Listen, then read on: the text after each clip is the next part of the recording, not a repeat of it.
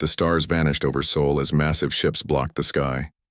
People stopped and stared upward, some taking pictures with their phones, others running for shelter. Cars screeched to a halt on highways. The world held its breath. Dr. Ji-woo Park stood frozen by her laboratory window. The coffee mug slipped from her fingers and shattered on the floor, but she barely noticed. The alien ships were exactly as they had appeared in the grainy video feeds from other countries. Huge, dark discs with pulsing blue lights around their edges. "This can't be happening," she whispered to herself. The laboratory around her was silent.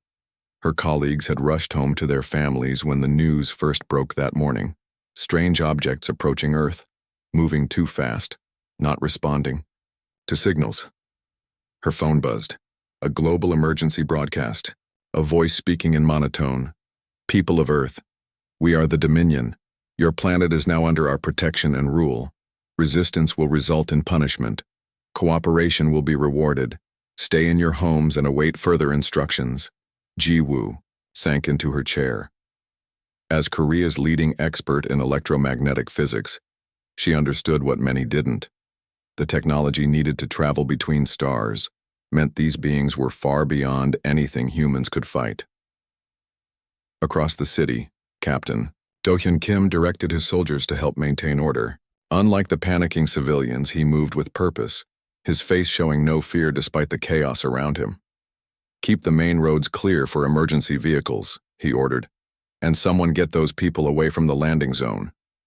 A group of onlookers had gathered dangerously close to where one of the smaller alien craft was descending toward a park. Do-hyun ran toward them, waving his arms. "Get back, now," he shouted. The small ship touched down, sending a wave of warm air outward.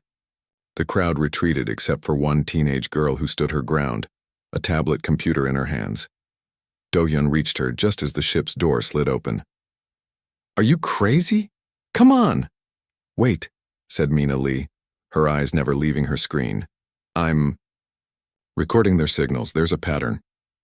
Before Do-hyun could drag her away, 3 tall figures emerged from the ship. They stood nearly 7 feet tall with smooth gray skin that reflected the sunlight. Their 4 eyes, too large and too small, blinked at different times as they surveyed the humans. They wore no spacesuits, breathing Earth's air without difficulty. "Submission is expected," said the lead alien in perfect Korean. "Resistance is inefficient." Within hours, similar scenes played out in every major city worldwide. Government buildings were the first to be occupied, then military bases. By nightfall, Earth's leaders had officially surrendered, seeing no alternative against the aliens' advanced weapons. 3 days later, Ji-woo worked late in her lab, now under Dominion supervision. An alien overseer watched as she analyzed materials they had provided, supposedly to help improve Earth's primitive technology. But Ji-woo had other ideas. A knock at the door made her jump. Captain Do-hyun entered, now dressed in civilian clothes. "Dr. Park," he said formally, aware of the alien observer. "I'm here to escort you to the new research facility." The alien nodded approval, and Ji-woo gathered her things. Outside, in Do-hyun's car, they could speak freely. "Have you found anything useful?" he asked quietly. "Maybe," she replied. "Their technology uses energy patterns I've never seen before. But there might be weaknesses." "We need those weaknesses," Do-hyun said grimly. "They're building labor camps outside the city. This isn't protection, it's an invasion." They drove to an old warehouse. Inside, to Ji-woo's surprise, she found computers and makeshift lab equipment.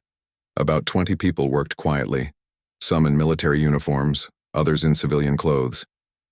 "Welcome to the Resistance," Do-hyun said. A young woman approached them, the same girl Do-hyun had seen at the landing site.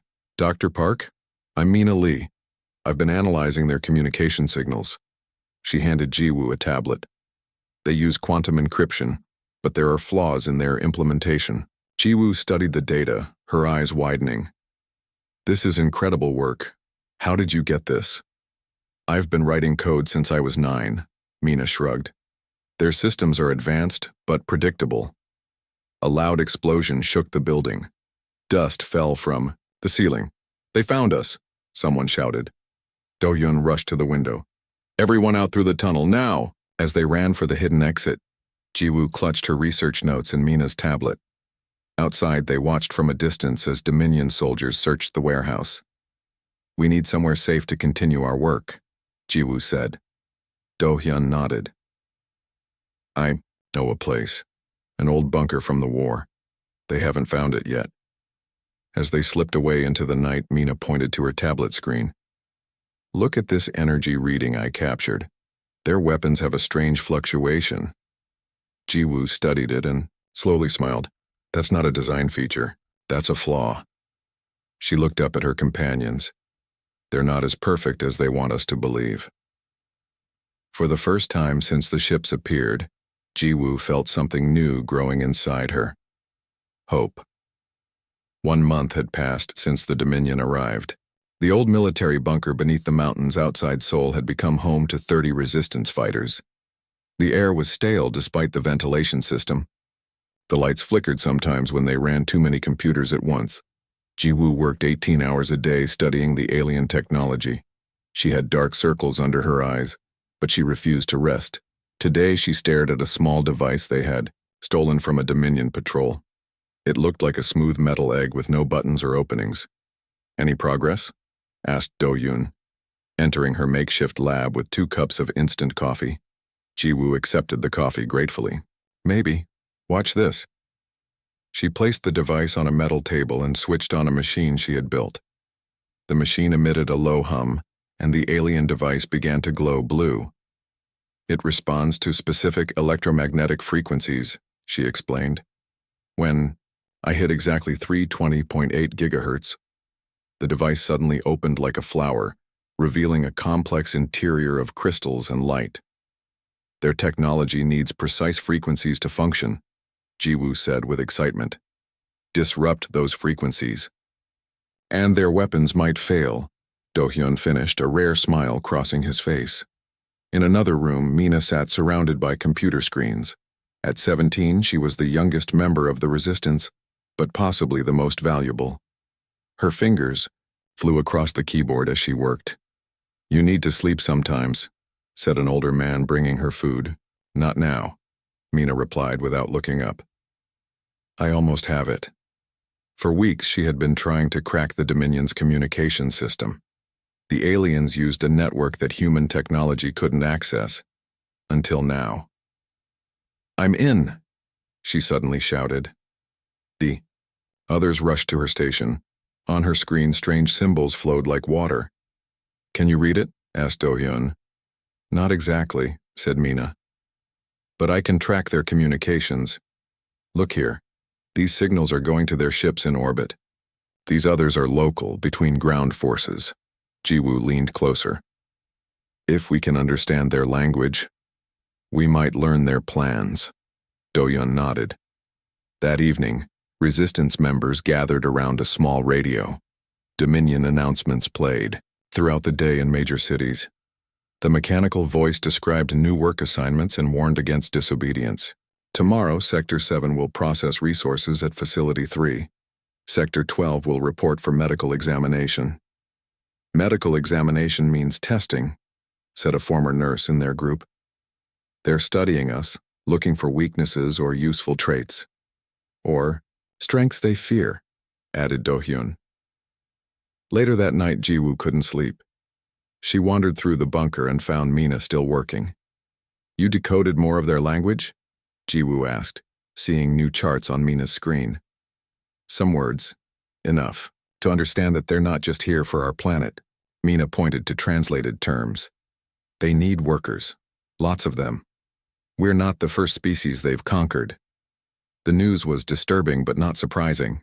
The Dominion had established labor camps where humans worked long hours mining resources or building strange structures. Many never returned. 2 days later, the resistance made a breakthrough. A patrol captured a lone Dominion soldier separated from its unit.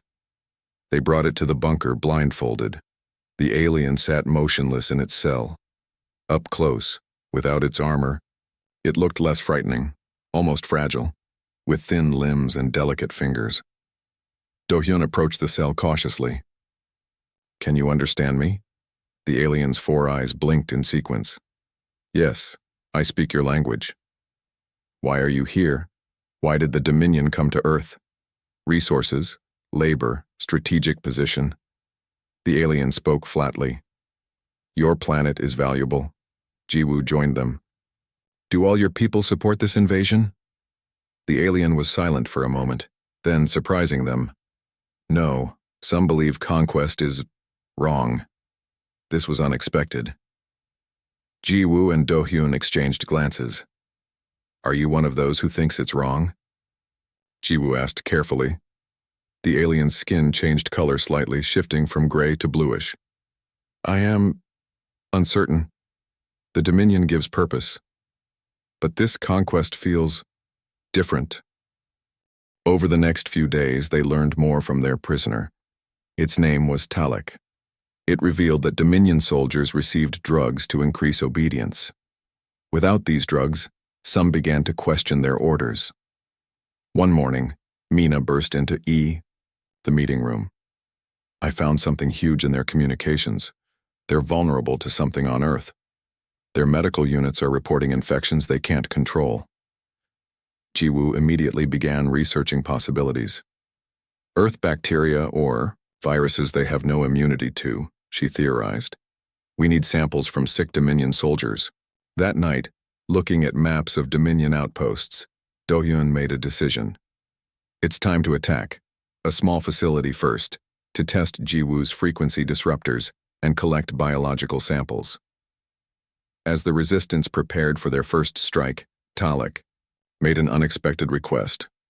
I will help you. The conquest of your world is wrong, but you must promise to spare those who surrender. Do-hyun studied the alien carefully. Why should we trust you? Because, Talek said simply, not all enemies remain enemies forever. The night was moonless and cold as Do-hyun led his team toward the small Dominion outpost. 6 humans dressed in black moved silently through the forest. Each carried a backpack containing Jiwoo's invention, a device she called a frequency disruptor. Remember the plan? Do-hyun whispered. Plant the disruptors at the 4 points around the base. When activated, their shields should fail for about 3 minutes. That's our window. The Dominion facility glowed with eerie blue light. 2 tall aliens patrolled the perimeter, their armor shining in the darkness. Inside, humans worked under guard, processing minerals the aliens valued. Mina's voice came through their earpieces. She was back at the bunker, monitoring Dominion communications. Patrol change in 5 minutes. You'll have a 30-second gap on the east side. Talek, the defector alien, had provided the patrol schedules. The team still didn't fully trust him, but his information had proven accurate so far. The team split into pairs. Do-hyun and a former police officer named Junho took the east side. They waited in the shadows until the guard walked away, then sprinted to the fence. Do-hyun planted the first disruptor and activated it. A small green light blinked steadily. He nodded to Junho and they moved to their next position. When all 4 disruptors were placed, the team retreated to a safe distance. Do-hyun pressed a button on his remote. For a moment, nothing happened. Then the blue shield around the facility flickered and disappeared. Now, Do-hyun ordered. They rushed forward. The alien guards reached for their weapons, but the guns didn't fire. Without their technology, the Dominion soldiers were vulnerable. The team used simple earth weapons, knives and bows, to disable the guards without killing them. 2 aliens fell unconscious. The third managed to sound an alarm before Do-hyun knocked it out with a blow to its head. Inside, confused human workers stared as the resistance team entered. We're here to free you, Junho told them. Follow us quickly and quietly. While the workers were led outside, Do-hyun and 2 others searched for the command center. There they found what Jiwoo needed: medical records and biological samples from sick Dominion soldiers. We've got 3 minutes left before their backup systems activate, warned Mina through the earpiece. Do-hyun grabbed everything he could. Time to go. They escaped with 20 freed workers and valuable information. By morning, news of the successful raid had spread through hidden resistance channels. Similar attacks occurred in other cities across the globe. The Dominion responded with harsh punishment. Food rations were cut. Curfews tightened. But it was too late. The resistance had proven the aliens could be fought. Back at the bunker, Ji-woo examined the stolen samples with excitement. "Look at this," she said, pointing to her microscope. "The Dominion soldiers are infected with common Earth bacteria. Their immune systems can't handle it." "Can we use this against them?" asked Do-hyun. "Yes, but we need to be careful. We don't want to create something that could harm humans too." Mina called them to her computers. "The Dominion is panicking. Their communications show they're requesting help from their homeworld. They didn't expect us to fight back so effectively." Talek confirmed this. "The Dominion has conquered many worlds, but most species surrender completely. Few resist after seeing our technology. They underestimated humans," said Do-hyun with grim satisfaction. Over the next weeks, resistance cells around the world grew bolder. Ji-woo's frequency disruptors were copied and distributed. Mina created a system to intercept and disrupt Dominion communications, and Ji-woo developed a biological agent that would weaken the aliens without harming humans. The Dominion Supreme Commander, alarmed by these developments, called an emergency meeting in their main ship. "These humans are more dangerous than anticipated," the commander told his officers. "They adapt quickly. They have turned our own weaknesses against us." "Should we simply destroy their cities?" asked one officer. "Make an example." "No," replied the commander. "The Council wants this planet intact. The resources here are too valuable. We must crush this resistance another way." The Dominion launched raids against suspected resistance locations. They used human informants, promising better treatment to those who betrayed their own kind. After one close call, where they barely escaped a Dominion attack, Do-hyun gathered the core resistance members. "We can't keep fighting small battles," he said. "We need to strike their main command center. End this once and for all." "That's suicide," argued Junho. "Their headquarters is too well protected." "Not if we use everything we've learned," said Ji-woo. "The frequency disruptors, the biological agent, and Mina's ability to hack their systems." Talek, who had earned their trust through his continued help, spoke up. "There is something else you should know. The Dominion is vulnerable now, but they have called for reinforcements. A larger fleet is coming. We have perhaps 2 weeks before they arrive." The room fell silent as the gravity of the situation sank in. "Then we have no choice," said Do-hyun quietly. "We strike now, or Earth falls forever." Dawn broke over Seoul with red streaks across the sky. The Dominion Command Center stood in what was once the heart of the city. The tall black tower reached toward the clouds, surrounded by smaller buildings and a strong energy shield. Alien ships constantly flew in and out, carrying resources and troops. From a hidden location 2 miles away, Do-hyun watched the complex through binoculars. Beside him, resistance leaders from other cells had gathered for this critical mission. They represented fighters from across Asia, who had traveled in secret to join the attack. "The plan is complex, but our roles are simple," Do-hyun explained to the assembled group. "Team 1 will deliver Ji-woo's biological agent into their air system. Team 2 will plant the larger frequency disruptors. Team 3 will help Mina reach the communication center." "And Team 4? asked a woman from the Japanese resistance. "With me," said Do-hyun. "We target the Supreme Commander." Talek had provided detailed maps of the facility.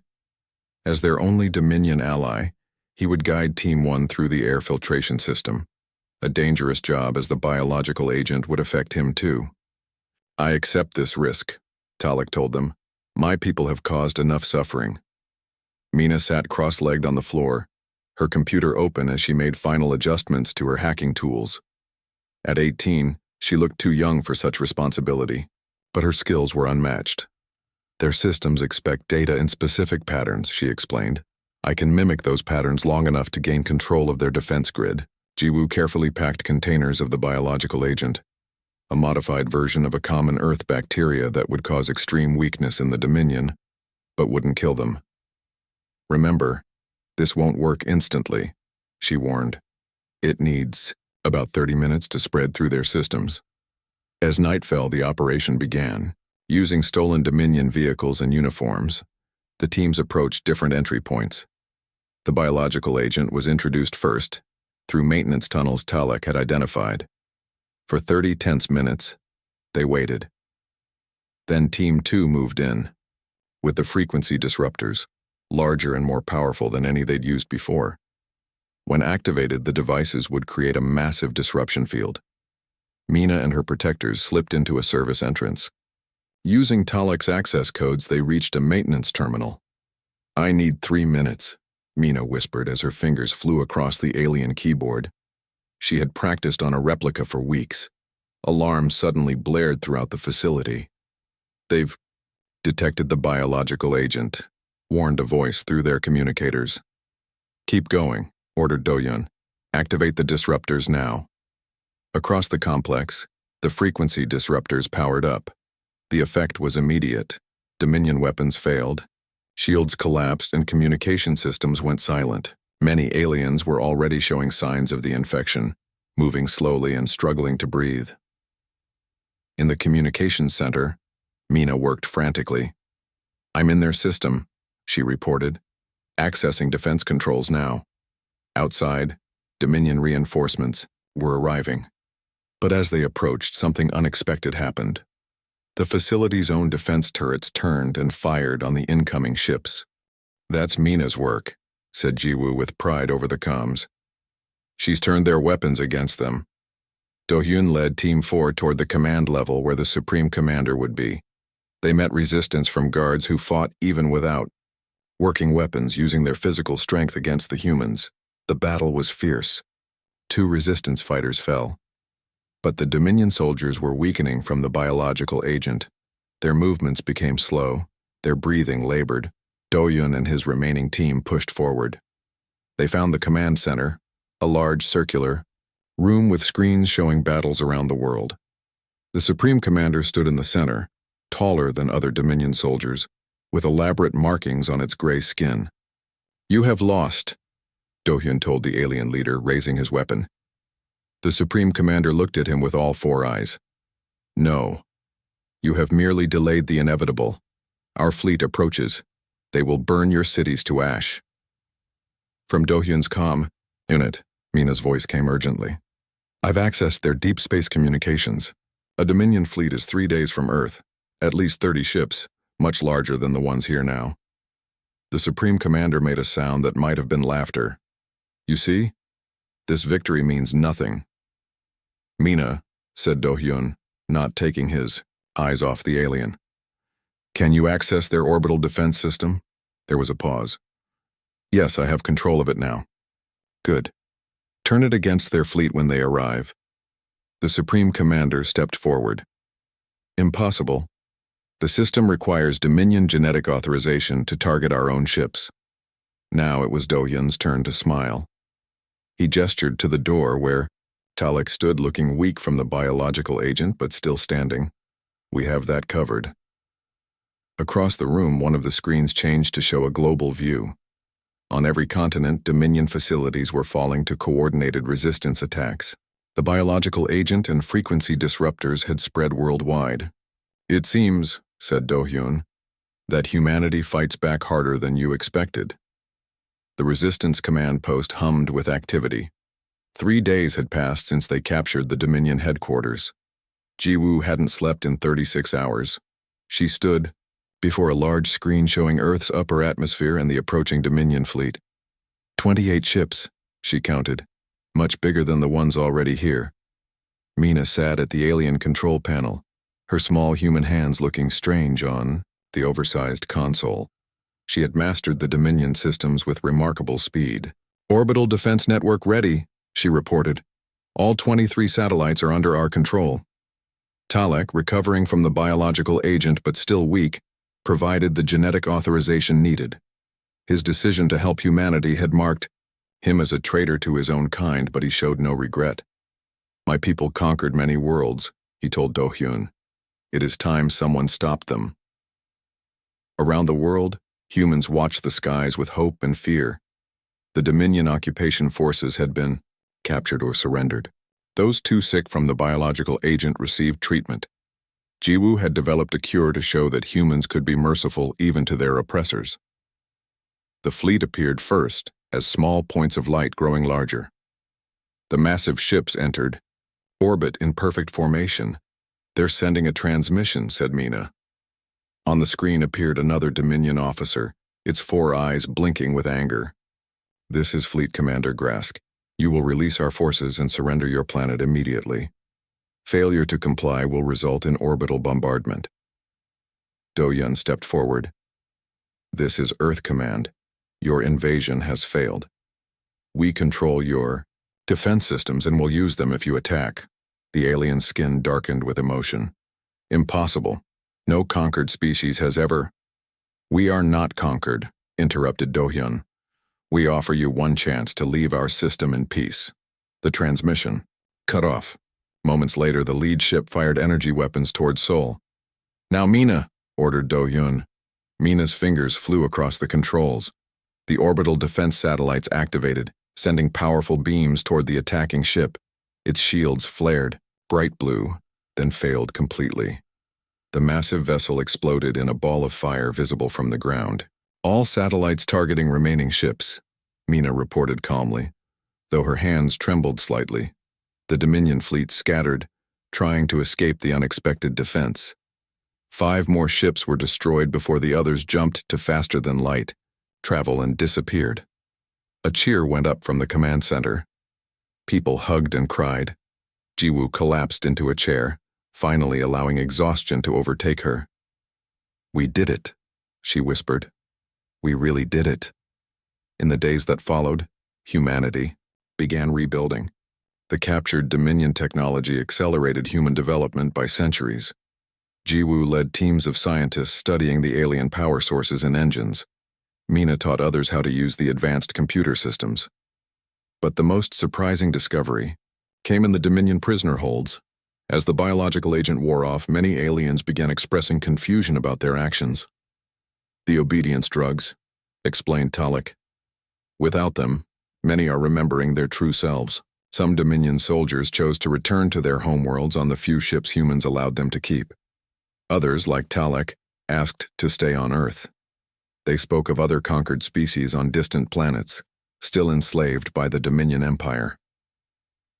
1 month after the victory, Do-Hyun called a meeting of the new Earth Council, representatives from every continent who now guided humanity's future. "We have a decision to make," he told them. "The Dominion will return eventually with a larger force.